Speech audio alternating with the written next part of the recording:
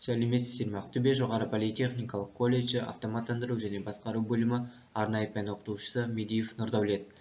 Біздің өтетін тақырыбымыз электр қорғау құралдары мен сақтандыру аспаптары. Жалпы электрден қорғау құралдары негізгі және қосымша болып екі топқа бөліп қарастырамыз. Электрден қорғайтын негізгі құралдарға электр құралдарының 1000 вольттан астам кернеу өткізетін бөліктермен жанасқанда қорғайтын құралдар жатады. Оларға өлшеуге арналған оқшаулағыш танктар, оқшаулағыш және тоқ өлшейтін қысқыштар, кернеу көрсеткіштері, оқшаулағыш құрылғылар, құрал жабдықтар, соның ішінде сатылар, алаңдар ұстап тұратын құралдарды жатқызамыз.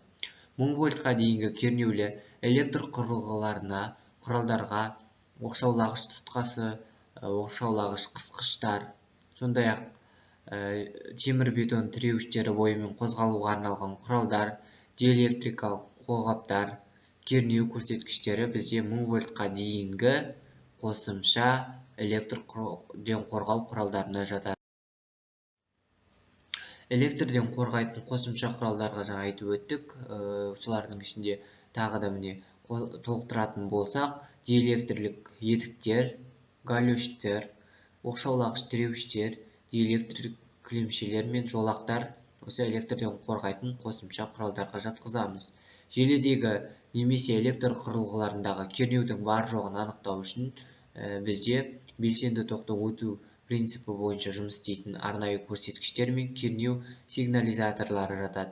Кернеуі 500 вольт болатын электр құрылғыларындағы кернеудің бар жоғын тексеру үшін арнайы кернеу көрсеткіштері қолданылады. Кернеуі 1000 вольттан аса болатын электр құрылғыларында кернеудің бар жоғын тексеру үшін бізде кернеу қолданылады. Көрсеткіш индикатор жұмыс істеу принципі ол арқылы электр тоғы өткен кезде неон шамдарының жануына негізделген. Өткізгіштегі 10 вольтқа дейінгі кернеулі электр тоғының күшін өлшеу үшін тоқ өлшейтін қысқыштар пайдаланылады. Оқшаулағыш құралдар, кернеу көрсеткіштері және тоқ өлшейтін құрылғылар тек тиісті кернеуге ғана қолданылады және ақаусыз және сынақ мерзімінен өткені туралы белгісі болуы қажет.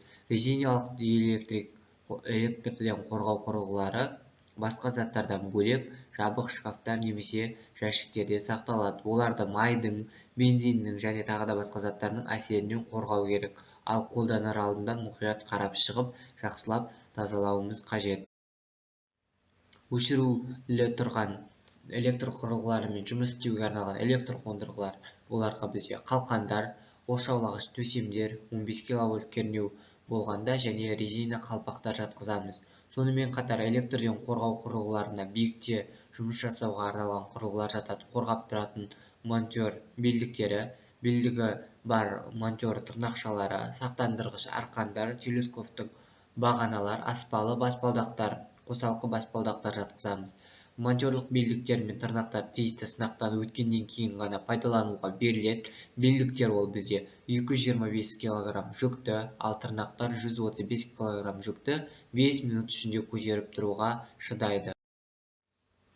Барлық аспалы баспалдақтар, қосалқы баспалдақтар белгілі бір учаскеде болуы керек және нысанның нөмірі көрсетілген тақтайшалары болуы қажет. Қауіпті орындарда қағылған ескерту тақтайшалары да электрден қорғау құралдарына жатқызылады. Өзінің арналымы бойынша плакаттарды біз 4 топқа бөліп қарастырамыз. Соның ішінде алдын ала ескертетін, ол ұстама қауіпті, жоғары кернеулік, өмірге аса қауіпті деген белгілері болады. Тыйым салатын, қосуға болмайды, жұмыс жүріп жатыр. Яғни работает люди, не включают деген сияқты. Қосуға болмайды, желіде жұмыс жүріп жатыр деген сияқты тыйым салу белгілері.